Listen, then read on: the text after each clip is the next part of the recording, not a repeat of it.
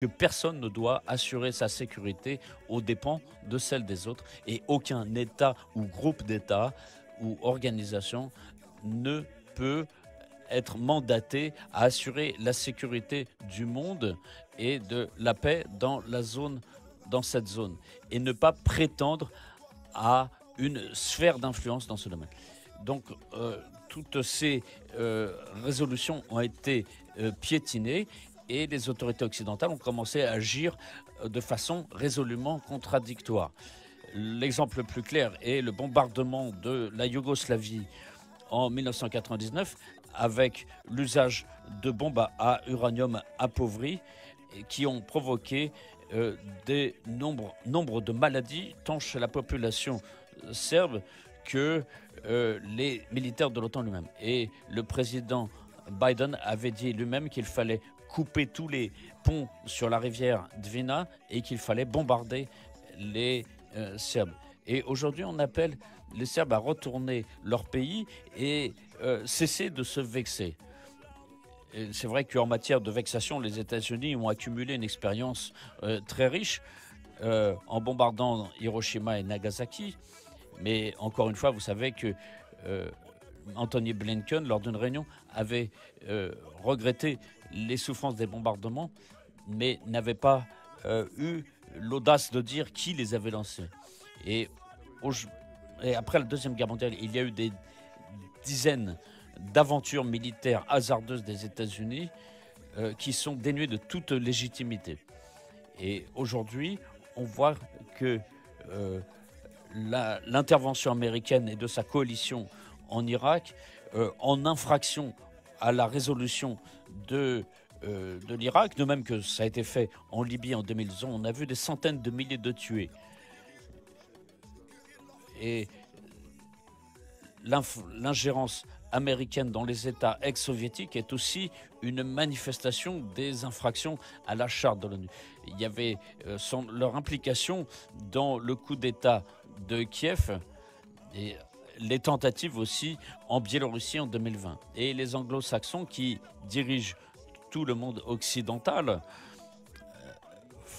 promeuvent leur ligne sous les dehors de démocratie. Mais encore une fois, ils demandent de reconnaître l'indépendance du Kosovo sans aucun référendum. La Crimée, où il y avait un référendum, n'a pas été reconnue. Et encore une fois, c'était déclaré par le ministre britannique. Tout cela est ridicule. Nous appelons à tous les dirigeants à se mettre d'accord dans le cadre de la déclaration de l'ONU de 1959 sur les règles du droit international. Il y est clairement stipulé qu'il faut respecter la souveraineté et l'intégrité territoriale des États qui, respectent le droit des peuples à disposer d'eux-mêmes et que tel peuple sur tel territoire a le droit de se prononcer sur son sort. Donc on voit que le régime nazi de Kiev ne peut pas reconnaître les régions qui ne voulaient pas justement reconnaître ce coup d'État de février 2014. Et finalement, les autorités de Kiev ont lancé contre elles, ces populations, des opérations militaires.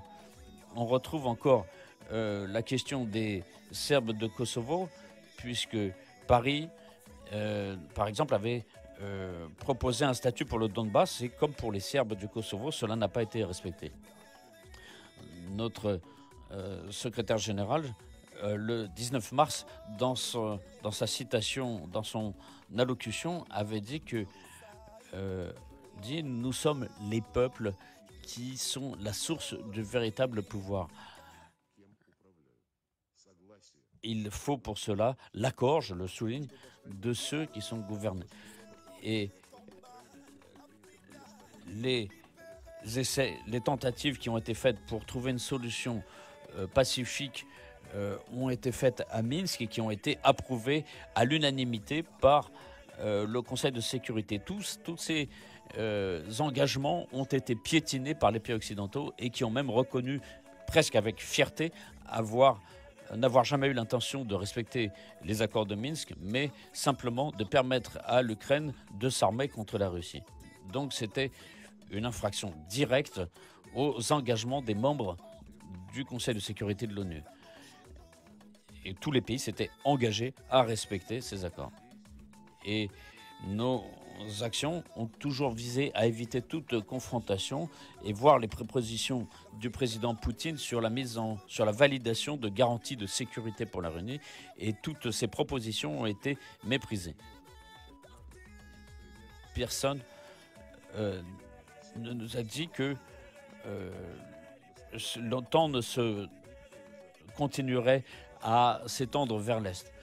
Et ni les dirigeants ukrainiens, ni Poroshenko, ni M. Zelensky n'ont eu une action cohérente, puisqu'au contraire, ils ont légalement voulu interdire l'usage du russe à la population russophone de l'Ukraine.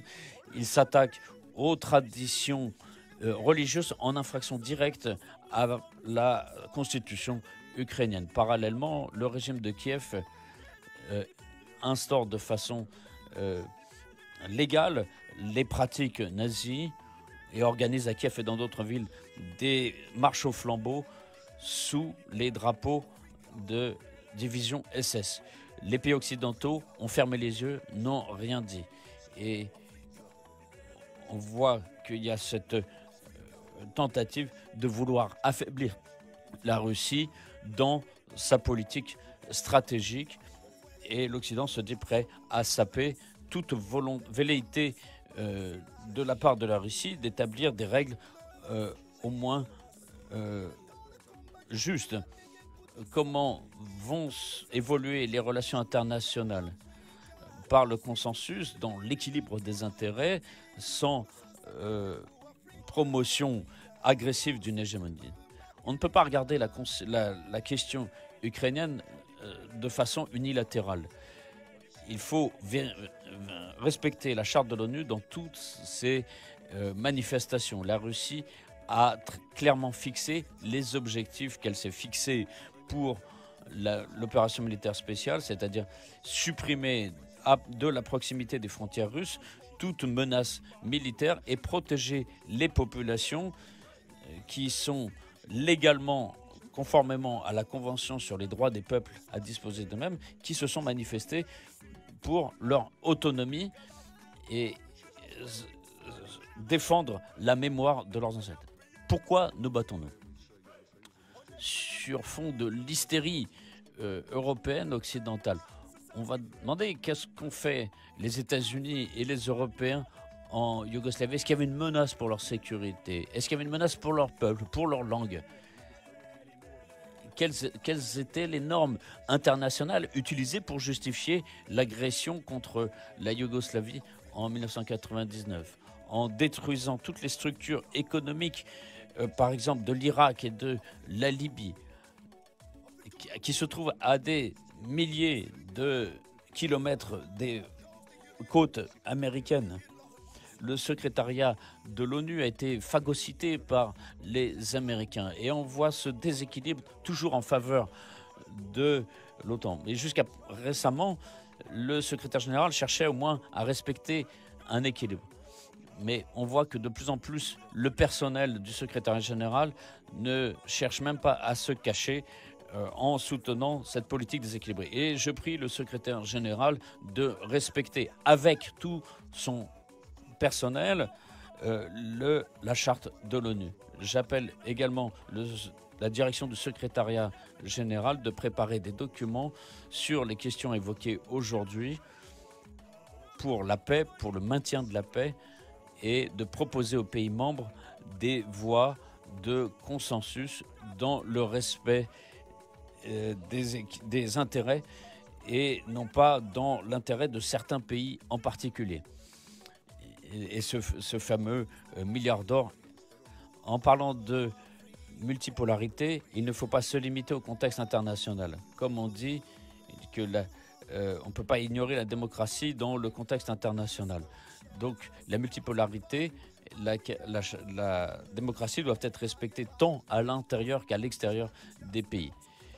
Et je sais que quand on cherche à imposer sa propre vision de la démocratie aux autres pays, il n'y a pas forcément de respect du droit égal entre les pays.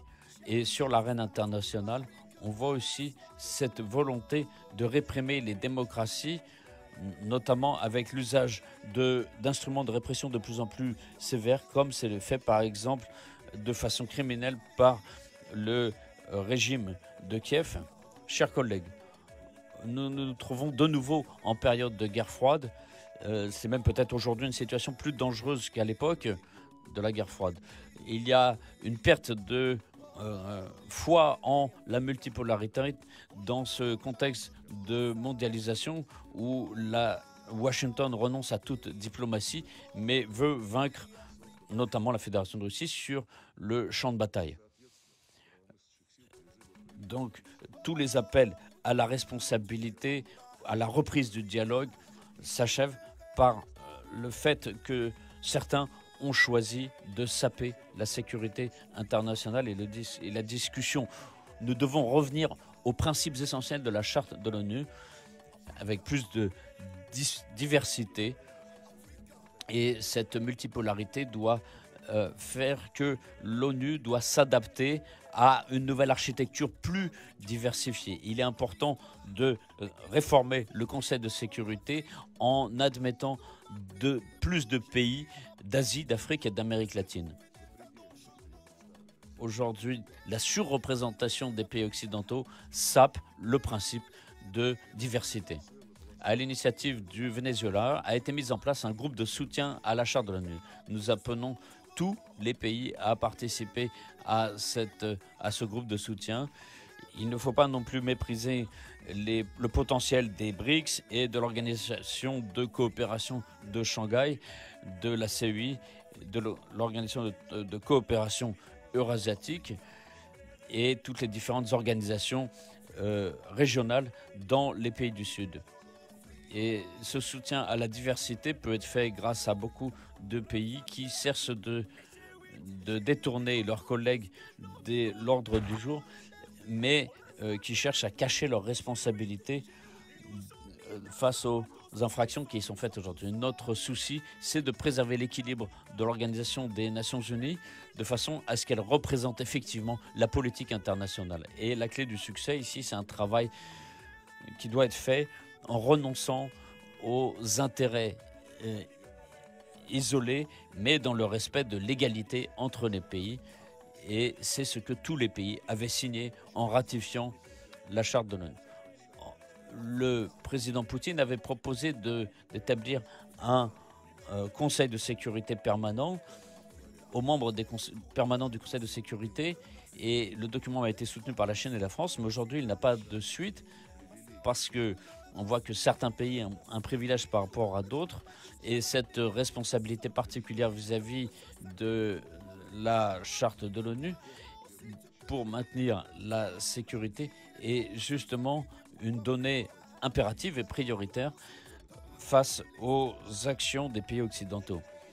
Cette préoccupation se fait de plus en plus entendre dans les initiatives régionales du Sud mondial, notamment en Asie du Sud-Est et dans le monde musulman, en Afrique, en Amérique du Sud. Et nous cherchons sincèrement à régler tous les problèmes actuels qui se posent aujourd'hui par la voie d'un travail collectif dans le respect de l'équilibre des intérêts et de l'égalité de droits entre les pays.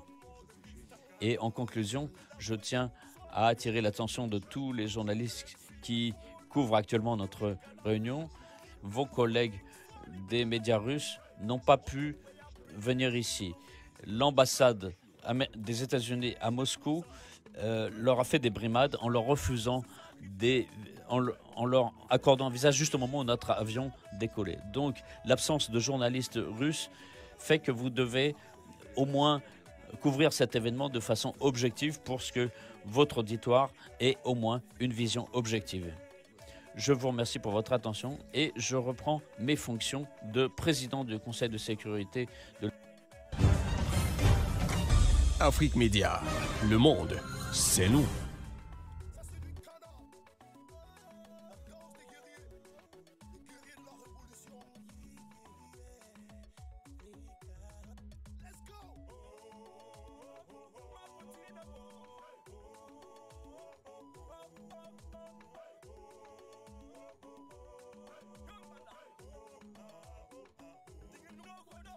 Merci au secrétaire général pour son intervention et je vais faire une intervention en tant que ministre russe des Affaires étrangères.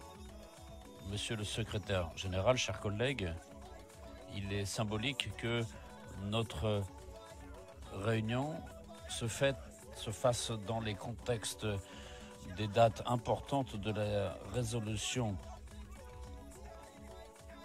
du Conseil de sécurité de l'ONU. Nous allons bientôt fêter les 70